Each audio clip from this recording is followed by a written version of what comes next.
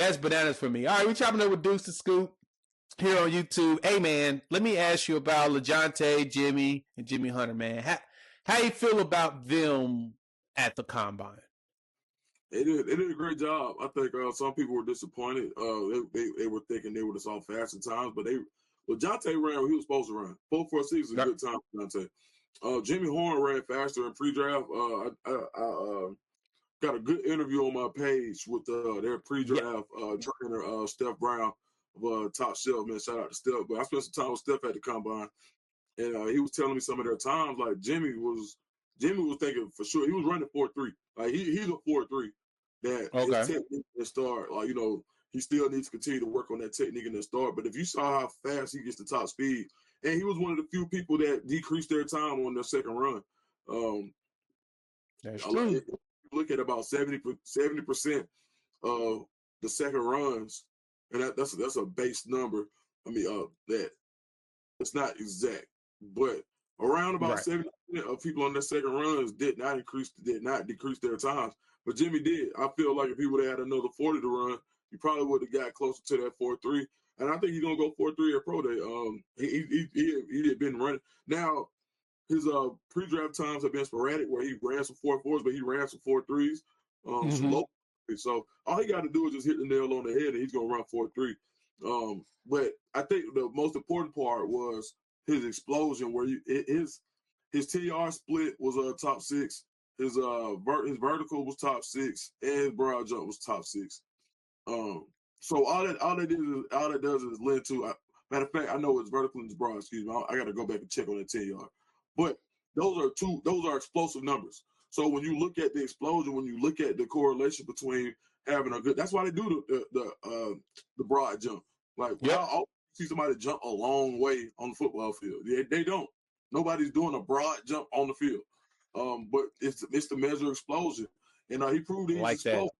And I think that with him being a punt returner and both of them can help you in a run game. In a return game. I think Jimmy did so much. Caught the ball with his hands. Had a perfect gauntlet. Ran and looked. His acceleration was jumping off. You can see it through the drills. But Jonte, on the other hand, was somebody who comes in. He runs 4.46 as well. Ran a little better than some people. People thought he was a 4.5. He won. Seeing how his accel and decel, so one of the most important routes to run is going to be that deep out. He doesn't decelerate when he goes into his deep out. Like he runs some of the prettiest routes that we saw at the entire combine. His field work was impressive. He really helped himself and open and people got to see him up close and personal. That's why he got a combine invite. Yeah, that's not a favor. So the combine process is a certain amount of teams have to call and they get a form and they say the guys they want to see, and you have to be in that number on at least I don't know if the number is 10 or 12 teams, but 12 teams have to want to see you and use that slot on their form.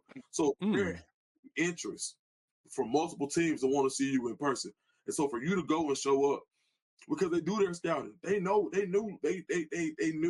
that he had some slot potential. But now you go and you see him up close and personal, and you say he can play on the perimeter. This guy may be Antonio Brown. Like so, not like same profile. Antonio Brown, mid-round pick.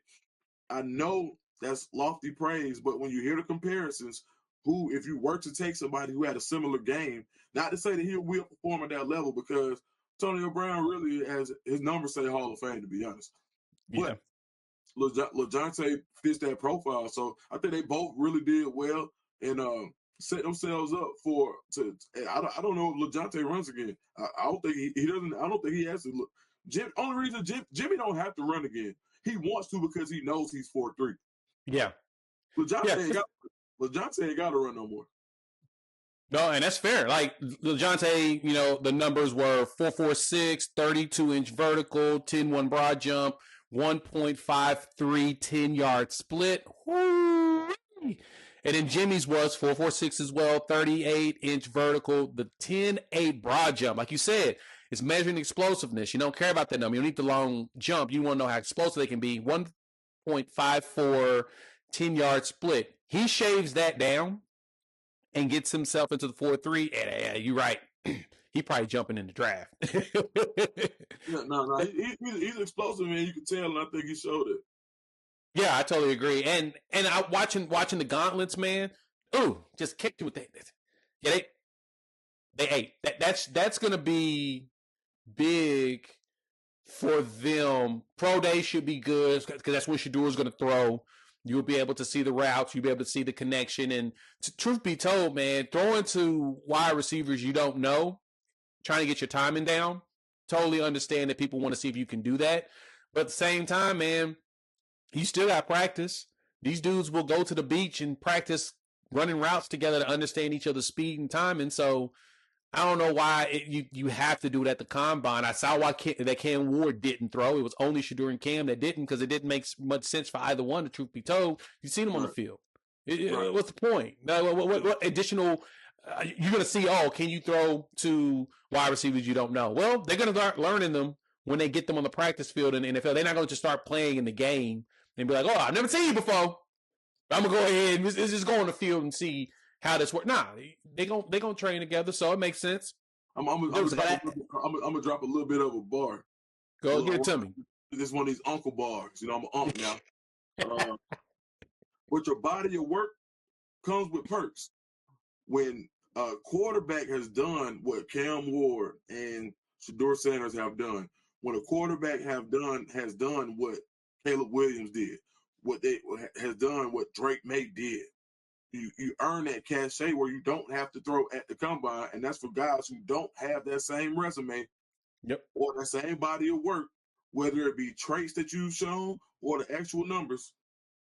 You afforded yourself a break at the combine to throw with your preferred targets at your own individual workout, and that's what you earned. And I think that Cam and Shador were well within their right to not throw, and I think it was actually a good decision because everybody else, you're being pressed. It's not running from competition. You earned it. Yep. And as you see like that, and that opened up opportunity for people to come try to take their spots, and nobody did it.